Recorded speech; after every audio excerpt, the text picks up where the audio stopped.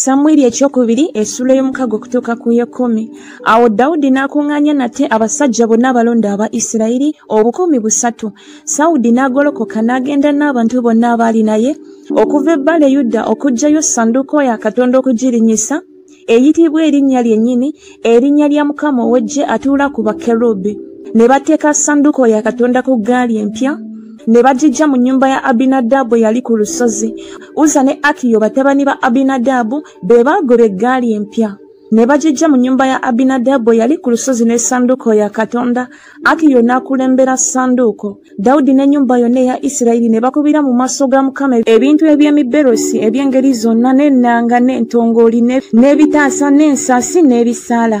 Awo bwe baatuuka mu gguuliro lya Nakoni, Uza n'agolola omukono gwe ku ssanduuko ya Katonda n'agikwatako kubanga ente yeesittala.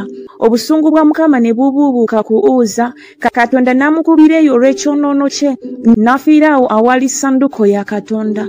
Awo Dawudi n'anyiiga kuba Mukama wammattukidde Uza, n'ayita ekifo ekyo Perezi Uza ne leero.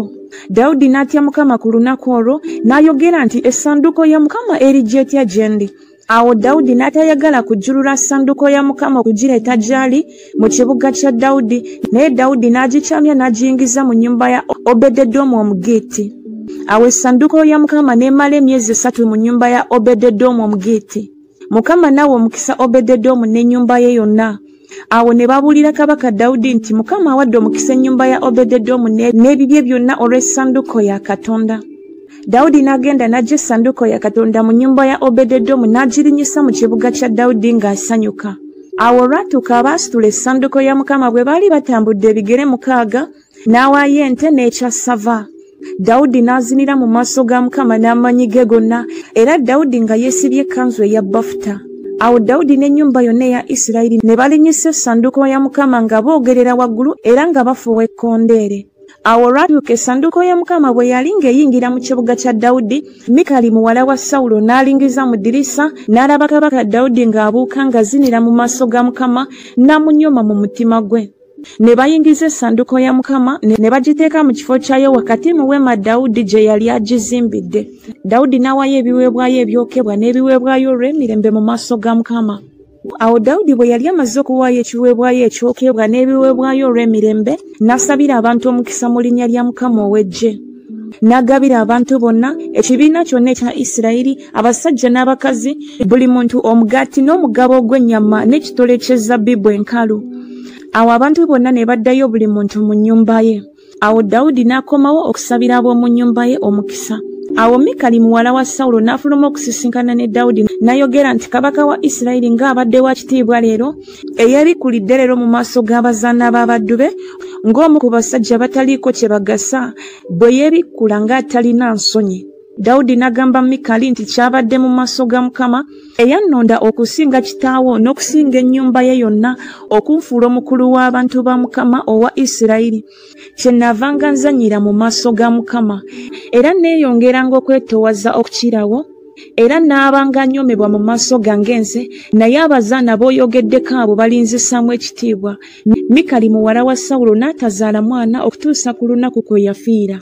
Samwiri ekyokubiri essula y'omusanvu. Awo olwatuuka kabaka bwe yatuula mu nnyumba ye, era Mukama ng'amuwadde okuwummula eri abalabe be bonna abaamwetooloola. Awo kabaka n'agamba Nasani nnabbi nti laba nno, nze ntuula mu nnyumba ey'emivule, naye essanduuko ya Katonda etuula munda w'ebitimbe. Awo Nasani n'agamba kabaka nti genda okole byonna ebiri mu mutima gwo, kubanga Mukama ali naawe. Awo olwatuuka ekiro ekyo ekigambo kya Mukama ne kijjira Nasani nti genda obuulire omuddu wange Dawudi nti bw'atyo bw'ayogera Mukama nti ggwe olinzimbira ennyumba gye mba mbeeramu, kubanga sibeeranga mu nnyumba okuva ku lunaku lwe naggya abaana ba Isirayiri mu Misiri ne leero, naye natambuliranga mu weema ne mu nnyumba entimbe. Mu bifo byonna mwe natambulira n'abaana ba Isirayiri bonna, nali njogedde ekigambo n'ekika kyonna ekya Isirayiri kye nalagira okulunda abantu bange Isirayiri, nga njogera nti kiki ekyabalobera okunzimbira ennyumba ey'emivule. Kale nno bw'otyo bw'oba ogamba omuddo wange Dawudi nti bw'atyo bw'ayogera Mukama ow'Eggye nti nakuggya ku kisibo ky'endiga ng'ogoberera endiga, obeere omukulu w'abantu bange owa Isirayiri, era nabanga naawe buli gye wagendanga, era nzikiriza abalabe bo bonna mu maaso go, era ndikuwa erinnya ekkulu ng'erinnya bwe liri ery'abakulu abali mu nsi. Era nditeekerawo abantu bange Isirayiri ekifo, ne mbasimba batuulenga mu kifo kyabwe bo, ne batajulukuka nate, so n'abaana b'obubi nga tebakyababonyaabonya ng'olubereberye, era ng'okuva ku lunaku lwe nalagira abalamuzi okufuga abantu bange Isirayiri, era ndikuwa okuwummula eri abalabe bo bonna. Era nate Mukama akubuulira nga Mukama ali kukolera ennyumba. Ennaku zo bwe ziriba nga zituukiridde, naawe nga weebakidde wamu ne bajjajjaabo, ndissaawo ezzadde lyo eririddawo eririva mu ndaayo, era ndinyweza obwakabaka bwe. Oyo yalizimbira erinnya lyange ennyumba, era ndinyweza entebe ey'obwakabaka bwe ennaku zonna. Nze ndiba kitaawe, naye aliba mwana wange. Bw'anaabanga ng'akoze ekitali kya butuukirivu, n'amukangavulanga n'omuggo gw'abantu n'enga ez'abaana b'abantu, naye okusaasira kwange tekumuvengako, nga bwe nakujja ku Sawulo gwe najjawo mu maaso go. N'ennyumba yo n'obwakabaka bwo birifuuka byankalakkalira ennaku zonna mu maaso go, entebe yo erinywezebwa ennaku zonna. Awo ng'ebigambo ebyo byonna bwe biri n'okwolesebwa okwo kwonna, bw'atyo Nasani bwe yabuulira Dawudi. Awo Dawudi kabaka n'alyoka ayingira n'atuula mu maaso ga Mukama, n'ayogera nti, nze ani, Ayi Mukama Katonda, n'ennyumba yange kyeki gwe okuntuusa wano? N'ekyo ne kiba nga kikyali kigambo kitono mu maaso go, Ayi Mukama Katonda, era naye oyogedde ku nnyumba y'omuddu wo okumala ebiro bingi ebiribaawo, n'ekyo ng'engeri y'abantu bw'eri, Ayi Mukama Katonda. Era kiki Dawudi kyayinza okukugamba nate, kubanga omanyi omuddu wo, Ayi Mukama Katonda. Olw'ekigambo kyo era ng'omutima gwo gwe bwe guli kyovudde okola ebikulu ebyo byonna okutegeeza omuddu wo. Kyobeeredde omukulu, Ayi Mukama Katonda, kubanga tewali akwenkana, so tewali Katonda wabula ggwe, nga byonna bwe biri bye twakawulira n'amatu gaffe. Era ggwanga ki erimu mu nsi erifaanana abantu bo, erifaanana Isirayiri, Katonda be yagenderera okwenunulira okuba abantu be, n'okwekolera erinnya, n'okubakolera ebikulu, n'okukolera ensi yo eby'entiisa mu maaso g'abantu bo be weenunulira okuva mu Misiri okubajja mu mawanga ne mu bakatonda baabwe. Ne wenywereza abantu bo Isirayiri okuba abantu gy'oli ennaku zonna, naawe Mukama n'ofuuka Katonda waabwe. Era kaakano, Ayi Mukama Katonda, ekigambo ky'oyogedde ku muddu wo ne ku nnyumba ye kinywezebwe ennaku zonna, era kola nga bw'oyogedde. Era erinnya lyo ligulumizibwe ennaku zonna, nga boogera nti Mukama ow'eggye ye Katonda afuga Isirayiri, n'ennyumba ey'omuddu wo Dawudi erinywezebwa mu maaso go. Kubanga ggwe, Ayi Mukama ow'eggye, Katonda wa Isirayiri, obikkulidde omuddu wo, ng'oyogera nti ndikuzimbira ennyumba. Omuddu wo kyavudde ayaŋŋanga okukusaba okusaba kuno. Era nno, Ayi Mukama Katonda, ggwe Katonda, n'ebigambo byo bya mazima, era osuubizizza omuddu wo ekigambo ekyo ekirungi. Kale nno kkiriza okuwa omukisa ennyumba ey'omuddu wo, ebeere nga mu maaso go ennaku zonna, kubanga ggwe, Ayi Mukama Katonda, okyogedde, era ennyumba y'omuddu wo eweebwenga omukisa gwo ennaku zonna. Samwiri ekyokubiri essula y'omunaana. Awo olwatuuka oluvannyuma lw'ebyo, Dawudi n'akuba Abafirisuuti n'abawangula. Dawudi n'aggyayo olukoba lw'ekibuga nnyina w'ensi mu mukono gw'Abafirisuuti. N'akuba Mowaabu, n'abagera n'omuguwa, n'abagalamiza wansi, n'agerako emiguwa ebiri egy'okutta n'omuguwa ogumu omulamba ogw'okuwonya abalamu. N'akuba Mowaabu, n'abagera n'omuguwa ng'abagalamiza wansi, n'agerako emiguwa ebiri egy'okutta n'omuguwa ogumu omulamba ogw'okuwonya abalamu. Abamowaabu ne bafuuka baddu ba Dawudi ne baleeta ebirabo. Era Dawudi n'akuba ne Kadadezeri mutabani wa Lekobu, kabaka w'e Zoba, bwe yagenda okujeemulula amatwale ge ku mugga. Dawudi n'amuggyako abasajja abeebagala embalaasi 1,700, n'abatambula n'ebigere 200,000. Dawudi n'azitema enteega embalaasi zonna ez'amagaali, naye n'aterekako ez'amagaali 1,000. Awo Abasuuli ab'e Damasiko bwe bajja okudduukirira Kadadezeri kabaka w'e Zoba, Dawudi n'atta ku Basuuli abasajja 2,000 mu 2,000. Awo Dawudi n'ateeka ebigo mu Busuuli obw'e Damasiko. Abasuuli ne bafuuka baddu ba Dawudi, ne baleeta ebirabo. Mukama n'amuwanga Dawudi okuwangula buli gye yagendanga. Dawudi n'anyaga engabo eza zaabu ezaali ku baddu ba Kadadezeri, n'azitwala e Yerusaalemi. Ne mu Beta ne mu Beroyasi, ebibuga bya Kadadezeri, kabaka Dawudi n'aggyamu ebikoomo ebyayingirira obungi. Awo Toyi kabaka w'e Kamasi bwe yawulira nga Dawudi akubye eggye lyonna erya Kadadezeri, Awo Toyi n'atuma Yolaamu mutabani we eri kabaka Dawudi okumulamusa n'okumwebaza kubanga alwanye ne Kadadezeri n'amukuba, kubanga Kadadezeri yalwananga ne Toyi. Yolaamu n'aleeta wamu naye ebintu ebya ffeeza n'ebintu ebya zaabu n'ebintu eby'ebikomo, n'ebyo kabaka Dawudi n'abiwongera Mukama wamu ne ffeeza ne zaabu gye yawunga gye yajja ku mawanga gonna ge yawangula. Ku Busuuli ne Mowabu n'abaana ba Amoni n'Abafirisuuti ne Amaleki ne ku munyago gwa Kadadezeri mutabani wa Lekobu kabaka w'e Zoba. Dawudi ne yeefunira erinnya bwe yakomawo ng'amaze okukuba Abasuuli mu kiwonvu eky'omunnyo abasajja 180. N'ateeka ebigo mu Edomu. Yateeka ebigo okubuna Edomu, Abaedomu bonna ne bafuuka baddu ba Dawudi.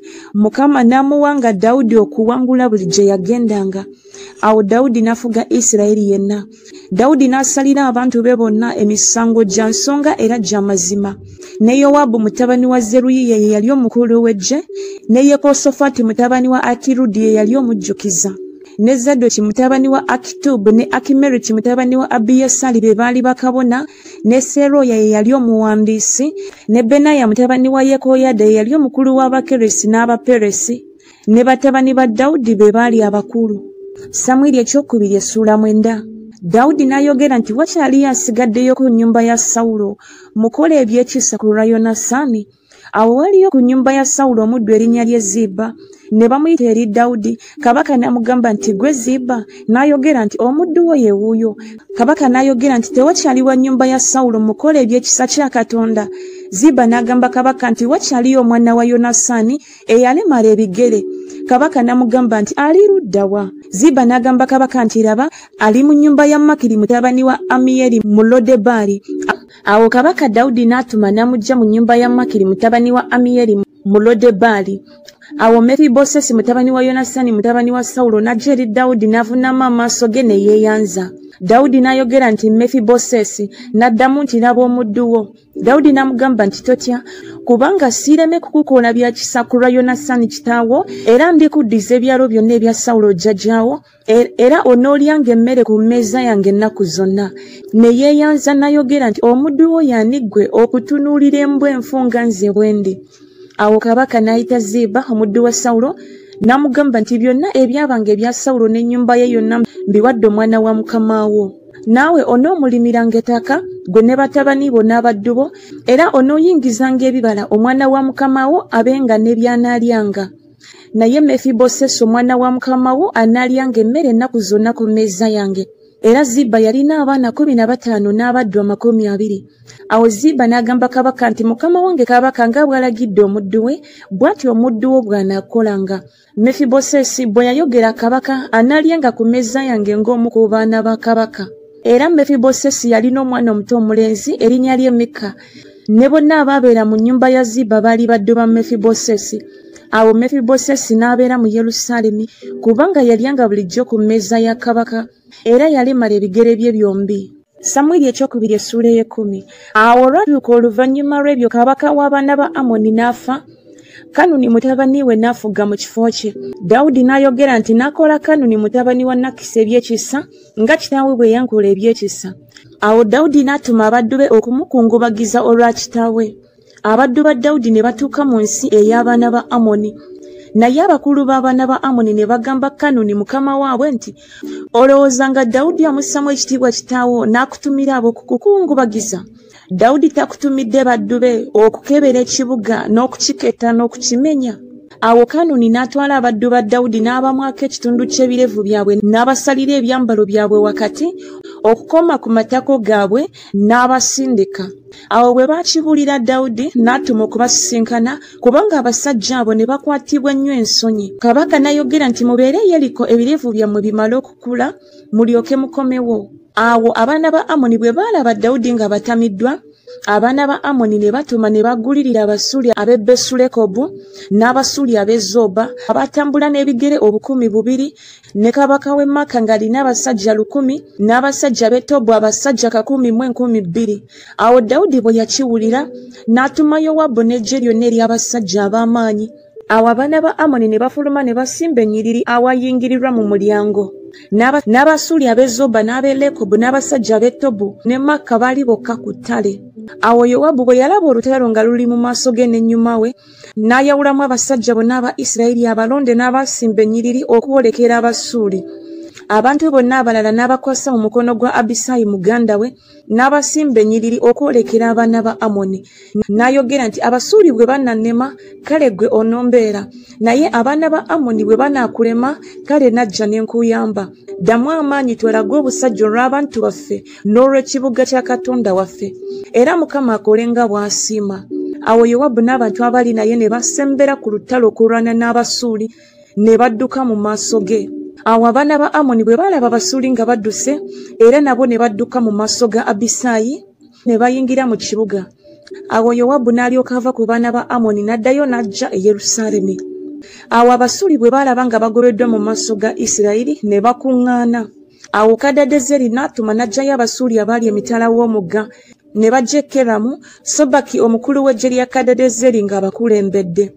Ne babuulira Dawudi, n'akuŋŋaanya Isirayiri yenna, n'asomoka Yoludaani n'ajja e Keramu. Abasuuli ne basimba ennyiriri okwolekera Dawudi ne balwana naye. Abasuuli ne badduka mu maaso ga Isirayiri. Dawudi n'atta ku Basuuli abasajja ab'omu maggaali 700, n'abeebagala embalaasi 400, n'afumita Sobaki omukulu w'eggye lyabwe n'afiira eyo. Awo bakabaka bonna baali abaddu ba Kadadezeri bwe baalaba nga bagobeddwa mu maaso ga Isirayiri, ne batabagana ne Isirayiri ne babaweereza. Awo Abasuuli ne batya okweyongera nate okuyamba abaana ba Amoni.